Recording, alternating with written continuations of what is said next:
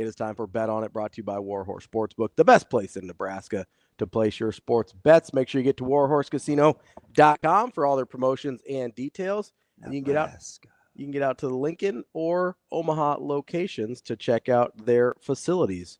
I was down at the Lincoln one couple weeks ago. It's a beautiful place down there. Is it? Gorgeous. Yeah. It's brand new, right? Brand new. Yeah, and they're redoing the one here in Omaha as well, the whole sportsbook area. So it's going to be great. It's going to be beautiful. So how's the food over there? It used to be fantastic. I know that I haven't eaten there as they've been doing the remodeling and stuff. It's not actually that far from it. It's what, about 68th and it's 66th and Q, I think. Q. Yeah, so it's pretty close to you. Yeah. Just right down the street. Roughly.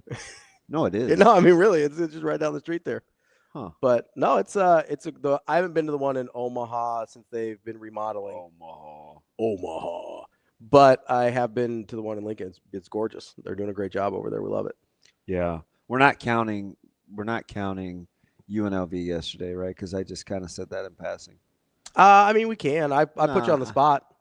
No, man, you put me on the spot. So just 1-1 yesterday with, what did you call it? The Isaac Trout Classic? Yeah, the Isaac Trout Special. Yeah. Virginia and Creighton. Yes. Yeah, I probably should have known better on Creighton.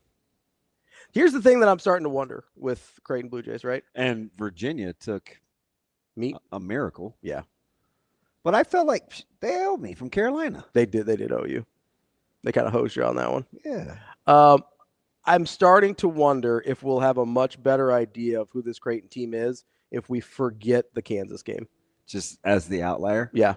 So this is one thing you may have to do, though. Unless you're that floor is really, really low guy, would you be willing to throw out Georgetown? Or you feel like they have another one of those duds in them?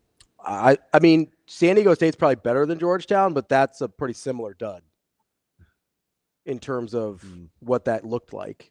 And honestly, San Diego State played so hard. And I think Nebraska's better than Georgetown also, but that's another dud that just Creighton didn't look like they had any answers if the shots don't go in.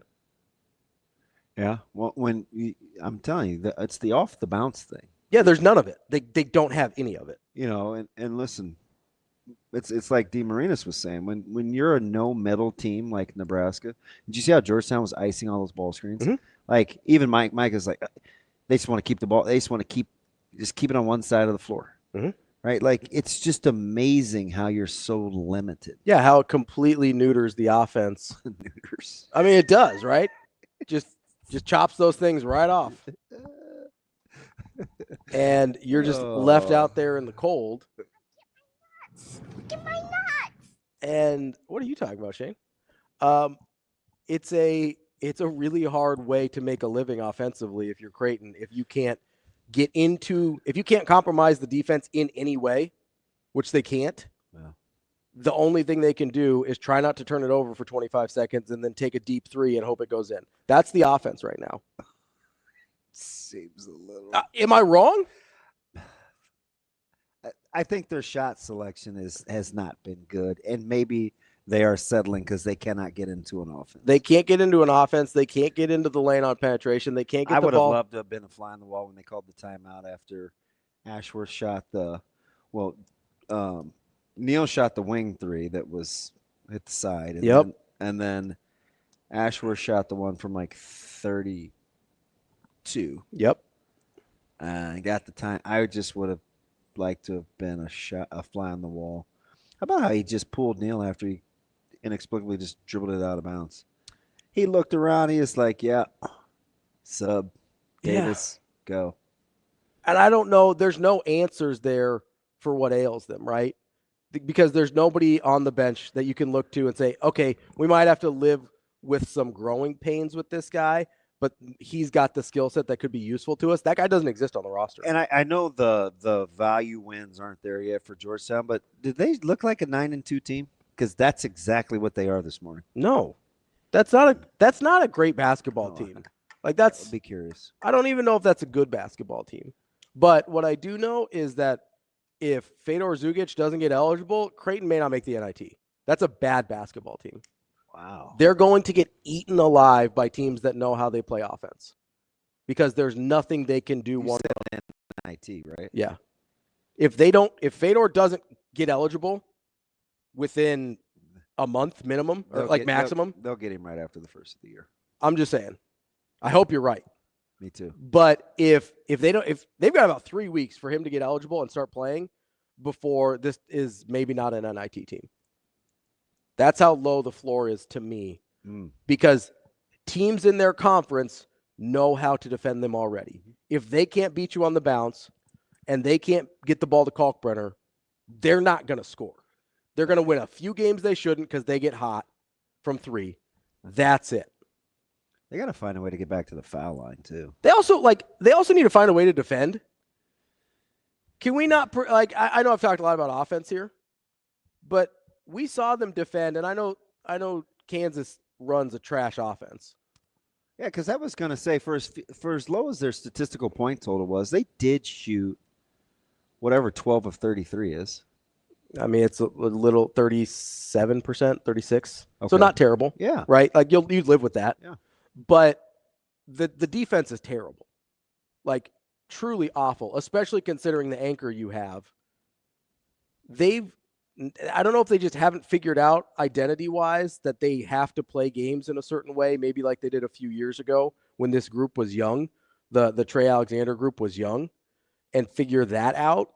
But they're trying to play like they still have Baylor Shireman and Trey Alexander. They don't have anybody that resembles those guys on this team, either in skill set or overall talent level currently. Then you might have some guys. I like Ty Davis a little bit. I like Jackson McAndrew a little bit, or more than a little bit. But those guys aren't at the point right now where you can play the way you did the last couple of years and survive. It's pretty ugly, and you can bet on that. I'll give you that one. Oh, Ravi. Maybe take some. Let's not act like Georgetown's going to go 10 of 16 from 3 again, though. No, they're not. Or whatever. But it was.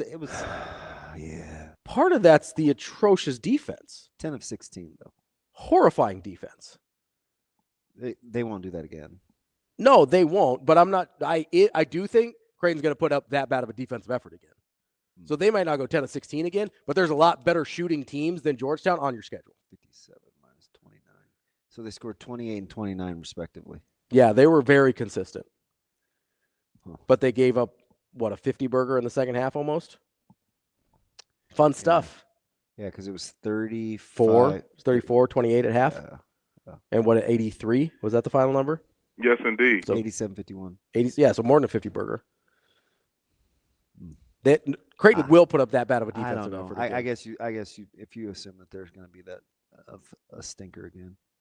I think so. Okay. Now, maybe getting Fedor eligible changes the dynamic of that team to the point where you can play fast, and then that sort of puts some things into place. You can put Mason Miller back on the bench, or maybe Jemiah Neal back on the bench, and figure some things out that way where people are shifted more into a role that's appropriate for them, and that loosens some things up.